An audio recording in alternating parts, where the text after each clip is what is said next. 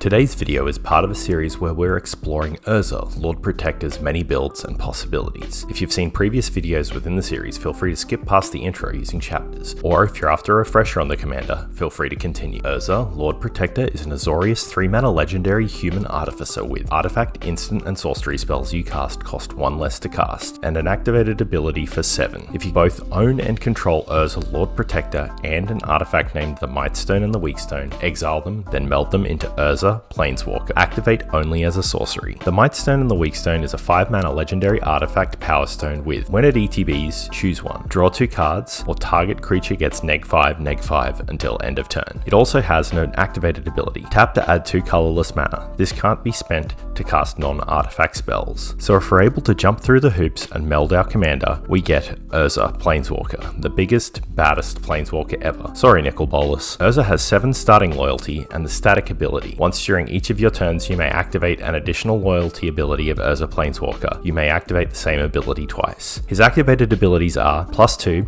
artifact, instant, and sorcery spells you cast this turn cost 2 less to cast. You gain 2 life. +1, draw 2 cards, then discard a card. 0, create 2 1/1 colorless soldier artifact creature tokens. -3, exile target non-land permanent. And -10, artifacts and planeswalkers you control gain indestructible until end of turn. Destroy all non-land permanents. While obviously powerful, this commander is extremely versatile as well. We're going to be exploring a few versions of the deck, so make sure you subscribe if you haven't already to see alternative builds of the commander.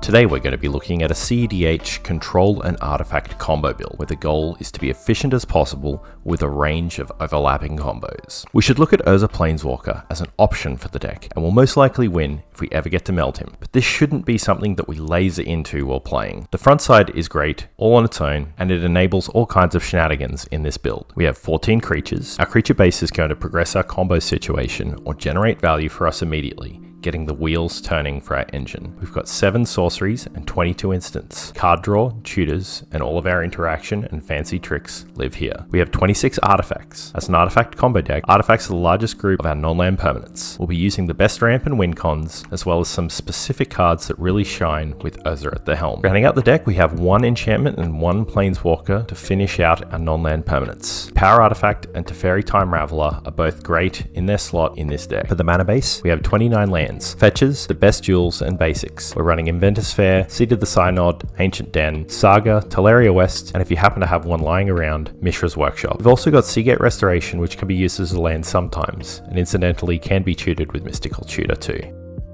We've got many ways we're able to win the game in this list, but primarily we'll be getting infinite mana with an artifact-based combo and winning with a card like Brain Freeze, Walking Blister, or Aetherflux Reservoir. Rather than discussing all of the specific lines one by one, we'll talk about these as packages of cards that are included in the deck and look at the overlaps between them. Some of these might seem a little convoluted, and they really are, but keep in mind, for every 2-card combo that we have in this deck, we have a range of overlapping additional uses for them. If we're able to get Urza Planeswalker onto the battlefield, then winning becomes quite trivial at that point. By ticking up twice on his first ability, all of our artifacts, instants, and sorceries cost 4 less, meaning we could cast Aetherflux Reservoir and infinitely bounce Ancestral Statue, or simply cast every other artifact in our deck for free. We've got a number of ways to tutor for the Mightstone and the Weakstone, with Moonsilver Key being a great way to search it up. Urza, Mystic Forge, and Sensei's Divining Top. This works the same as a Cloud Key combo or any other cost reducer, except we don't need to run those cards in the deck because we have Urza. We use these 3 cards to draw your whole deck. Isochron Scepter and Dramatic Reversal is a simple and tight combo for infinite mana. Both cards are 2-drops, meaning we can tutor for either side with Muddle the Mixture, but almost every other tutor in the deck can be used to grab 1/2 of the combo. All we need from there is a way to generate more than 2 mana from our rocks to get infinite mana. Basalt Monolith, Rings of Brighthearth, and Power Artifact are another easy infinite mana that we've got in the deck. You copy the untap trigger to get double untaps, and that results in infinite mana. Or you can attach Power Artifact to it and go from there. Basalt Rings needs 8 mana to get started if you have both in hand. With Urza on the battlefield, you need just 6. Basalt Power Artifact only needs 3 colorless and 2 blue, or 2 and 2 if you've got Urza on the field as well. Grim Monolith also is another card that works great with Power Artifact, needing 2 colorless and 2 blue to get started, or just 1 and 2 blue with Urza. Both sides are tutorable with Muddle the Mixture as well, so extra value there. Staff of Domination and Metalworker is another infinite mana source if you've got 3 artifacts in hand. Tap the Metalworker to add 6, pay 4 to untap, but it actually only requires 2 artifacts in hand to go infinite if you have power artifact attached to the staff. It also acts as an out to your win con once you've got infinite mana, as you can draw your whole deck. That's it for the simple mana combos. Let's look at some of the more complex packages. So in this deck, Recruiter of the Guard can get us access to every single card in the deck in a roundabout way. The 3 main branches are Spellseeker, Displacer Kitten, and Fiddlebender, which all converge on each other. We can use Recruiter to get Spellseeker to get a flicker effect like Ephemerate and flicker the Recruiter and grab another card like Displacer Kitten or Fiddlebender or even Trinket Mage. While all of these can start from the Recruiter of the Guard, we don't necessarily need to demonstrate how wide our deck can go in every instance. Displacer Kitten has thousands of possible lines. This combo can start with both cards in hand and 7 mana, or Displacer Kitten on the field and 3 mana. You cast the Kitten, which reads whenever you cast a non-creature spell, exile 1 non-land permanent you control and return it to the battlefield. So we'll cast the Kitten and then cast the Mage, which ETBs to search for a 0 or 1 cost artifact. We'll get Lotus Petal. We'll cast the Petal, which triggers the Kitten, and we'll use the trigger to flicker the Mage with each trigger in this loop, which will then ETB again and we can search again. We'll search out Elixir of Immortality and we'll crack the Petal to cast the Elixir, flickering the Mage to get LED. We'll then cast the LED and flicker the Mage to get Mox Opal or any other 0 mana rock. We'll then cast the Mox Opal, holding priority with the flicker trigger on the stack. While this is on the stack, we'll crack the LED for 3 mana, which will then discard our hand. Then we'll activate the Elixir, which will resolve and shuffle the LED, Lotus Petal, and Elixir back into the deck. We have 1 mana, no cards in hand, and a flicker trigger on the stack. We'll then flicker the Mage and repeat the process searching for the LED. We can then repeat the loop of searching for the LED, Petal, and Elixir to generate excess mana each time. Once we have enough mana, we can activate the Elixir with the trigger on the stack and search out Walking Ballista, sinking all of our mana into it and shooting our opponents to death. Simple, right? You might want to rewind and watch the section a few times just to get your head around it. It's complicated for sure. The simplest infinite with Kitten is using 2 rocks and Ancestral Statue. We can use most combination of rocks for this depending on the board state. We'll use Mox Opal and Lotus Petal as an example, assuming we have Metalcraft. You cast Mox Opal, flicker anything you like, tap the Opal for the color of your choice, cast the Petal, triggering Kitten, flicker the statue, it ETBs and you use this to bounce the Opal.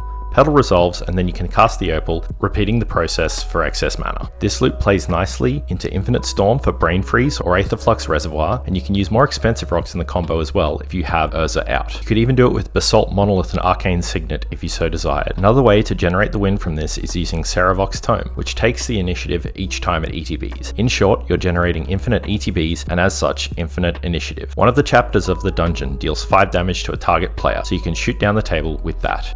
So aside from those lines, we can use Displacer Kitten to flicker rocks for extra mana, turning most spells into a ritual. This is particularly useful for flickering the Mightstone and the Weakstone to draw 2 cards each time as well, or giving a target creature -5/-5. We can also flicker our creatures or other artifacts to get extra ETBs, or even just to untap a rock that we would ordinarily have to pay for, such as Grim Monolith or Basalt Monolith. Displacer also combos well with Corridor Monitor to untap creatures or rocks too, with Fiddlebender being the best example in this deck that we want to untap multiple times a turn. Fiddlebender is a card that does a million things in this list. Mostly we want to use it to find the other half of our 2-card combos for mana or for card draw. So in addition to all of those pieces, we can use it to get Corridor Monitor and Staff of Domination, which lets us untap the Fiddlebender ad nauseum. Corridor Monitor is great because we can pod a 1-drop into it, use the ETB to untap Fiddlebender, and then pod the Corridor Monitor into the Staff of Domination, which lets us untap as much as we would like. There are some instances where we're not going to be able to use Fiddlebender to generate a win straight away, and as such we've included Solemn Simulacrum,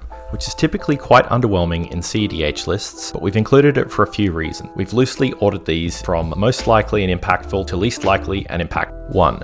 Our deck lacks proactive plays that don't telegraph a win. 2. Sacking our 3-drop for Solemn is very underwhelming, but it pulls 0 hate, meaning that we're going to be far more likely to have access to it at the beginning of our next turn, as opposed to something like Aetherflux Reservoir or Mystic Forge. 3. We can use it as a transmute artifact or reshape target. 4. It can help us fight through Oof or Nullrod by flickering it with Kitten, as we can access mana from our lands instead of artifacts. 5. It's a blue filter for if we have Infinite Colorless and Urza, Lord High Artificer, and Staff of Domination. And 6. It's a free card when we get Urza the Planeswalker out onto the battlefield. Another card that deserves a call out within the Fiddlebender package is Archaeomancer's Map. The card is another great target with a deck running Fiddlebender, as it's both fully functional through Nullrod and Oof and helps us move up the chain in a safe way.